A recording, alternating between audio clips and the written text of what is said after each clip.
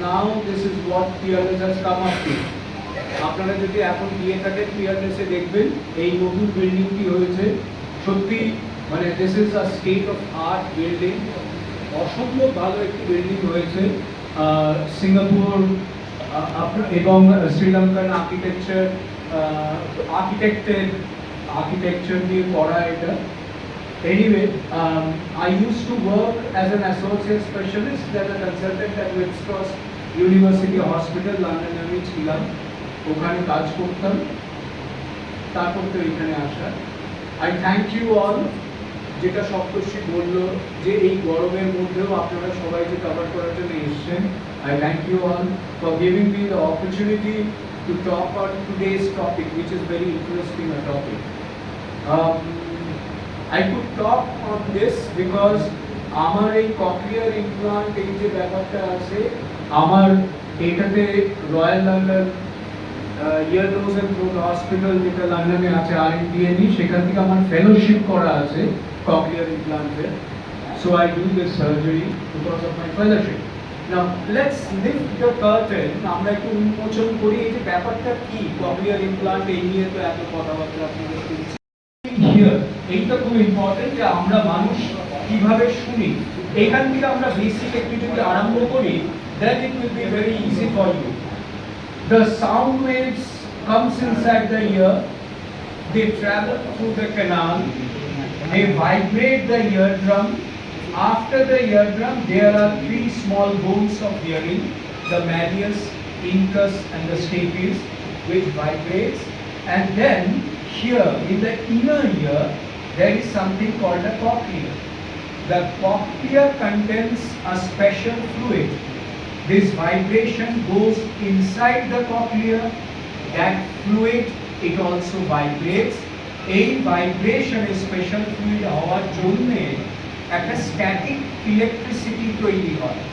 এই যে আমরা বলি না নার্ভ, একটা শিরা, নার্ভের থ্রু দিয়ে এই যাচ্ছে ওই যাচ্ছে। নার্ভ কি? Nerve is nothing but like a electrical wire, ওর মধ্যে দিয়ে ইলেকট্রিক্যাল ইম্পালস যেতে হয়, ওই ইনফরমেশনটা ব্রেনে যায়, হেড অফিস। ব্রেনে গেলে পরে সেই হেড অফিস ইলেকট্রিক্যাল মেসেজ যেটা যাচ্ছে সেটাকে রিড করে এবং তারপরে আমরা ওই ব্যাপারটা অনুধাবন করি। এই যে আমরা চোখে দেখছি, এই ইম্পালসটা নার্ভ দিয়ে চোখের যে জায়গাটা ব্রেনে আছে সেই জায়গায় গিয়ে যে ইনফরমেশনটা দেয়, তাতে আমি আপনাদেরকে দেখতে পাচ্ছি। আজকে এইখানটা আমার চুল করছে, আমি এরকম করলাম, এই যে sensation it goes through the nerve, এটাও কিন্তু ইলেকট্রিক্যাল ইম্পালস যাচ্ছে। এইটার আবার একটা আলাদা জায়গা আছে, এরকম প্রত্যেকটার আলাদা জায়গা আছে, শোনারও আলাদা জায়গা আছে ব্রেনে। তো once this cochlea, it transforms the sound energy into electrical energy. That energy goes through the nerve of hearing to the brain, where the brain gets the information and we can hear. This is how we hear. এই যে আমি কথাগুলো বলতে চাইলেন বা বলা গেল না, পরে আমরা যতটুকু বুঝলাম, মানে এই ধরনের সংখ্যাটা যদি শতকে বা হাজারে যদি আমরা জানতে চাই যে কী ধরনের সমস্যাটা বাড়ছে কি না, আগামী মানে যত দিন যাচ্ছে আমাদের লাইফ লাইনটা অন্যরকম হয়ে যাচ্ছে, জীবন জীবিকাটা অন্যরকম হয়ে যাচ্ছে। সবথেকে বড় কথা, যত বিজ্ঞানে দিচ্ছে আমরা তত তার সঙ্গে ধরুন এই যে আমরা ইয়ে ব্যবহার করছি তার জন্যে শ্রবণ শক্তি কমছে কি না, এই যে ব্যাপারটা, এই যে এইটা একটুখানি যদি ব্যাখ্যা করেন। মানে এমনিতে দেখা গেছে প্রতি 1000-এ 3 থেকে 4 জন বাচ্চা শোনা একেবারে নেই নিয়ে জন্মায়, এবং এটা কিন্তু একটা বিরাট সংখ্যা।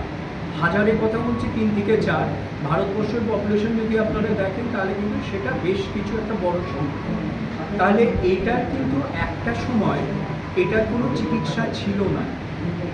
এখন যেটা হয়েছে, এই যে নার্ভটা কাজ না করা সেই জায়গাটাতে কিন্তু আমরা কক্লিয়ার ইমপ্লান্ট যেটা করি, কক্লিয়ার ইমপ্লান্ট সার্জারি অ্যাকচুয়ালি।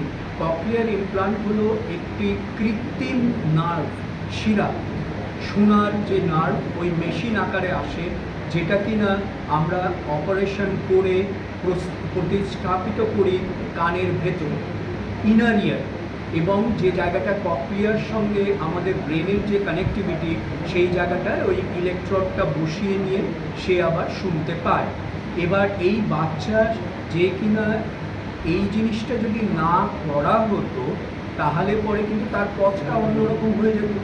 আমরা যাকে মুখ ও বধির বলে আমরা স্ট্যাম্প করে থাকি যে বাচ্চাকে, সেই না করে আমরা যদি এখন ককলিয়ার ইমপ্লান্ট যখন তাদেরকে করছি, তারপরে যখন রিহ্যাবিলিটেশন করছি, তারা আবার নর্মাল হিয়ারিংয়ের পথে ফিরে আসছে এবং তারা কিন্তু নর্মালভাবেই কথা বলতে পারছে। এবং হ্যাভিং সেড দ্যাট, এরপরে তারা কিন্তু নর্মাল যে সমাজ, তার সঙ্গেই বড় হচ্ছে। এটা খরচ কেমন হতে পারে?